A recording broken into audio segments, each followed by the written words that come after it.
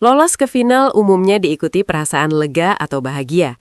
Namun, pelatih Jakarta Pertamina Enduro, Buelen Karslioglu, justru mengawali maklumatnya dengan catatan bagi panitia penyelenggara Proliga 2026.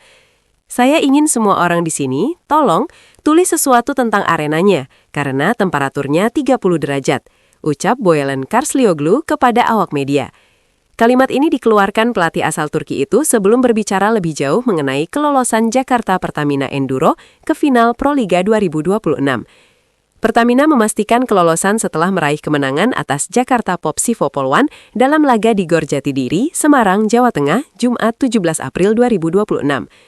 Tim juara bertahan ini menang dengan skor telak 3-0, 25-16, 25-14, 25-16 untuk kemenangan yang keempat di Final Four Proliga 2026.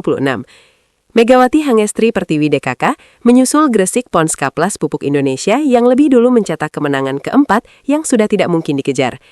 Hanya saja, di balik performa kuat anak-anak asuhnya, Karslioglu menunjuk panasnya udara di dalam gor yang dianggapnya tidak normal. Kita hanya punya 5 pendingin udara di dalam venue.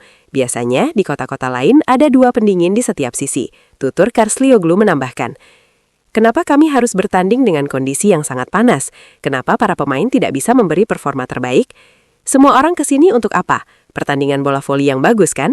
Sekarang suhu udaranya sekitar 30 derajat, itu terlalu panas. Juga, pemain terkadang kehilangan kontrol ketika lapangannya terlalu basah. Pertandingan berhenti untuk dilap, temponya jadi pelan.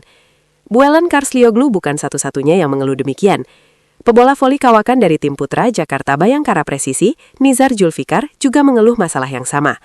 Bayangkara Presisi menghadapi Surabaya Samator pada sesi sebelum laga Pertamina Enduro versus Popsivo Polwan berlangsung.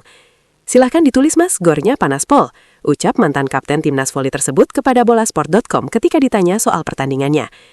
Gor Jatidiri cukup terkenal sebagai salah satu venue langganan dengan kondisi cukup ekstrem di pentas Proliga.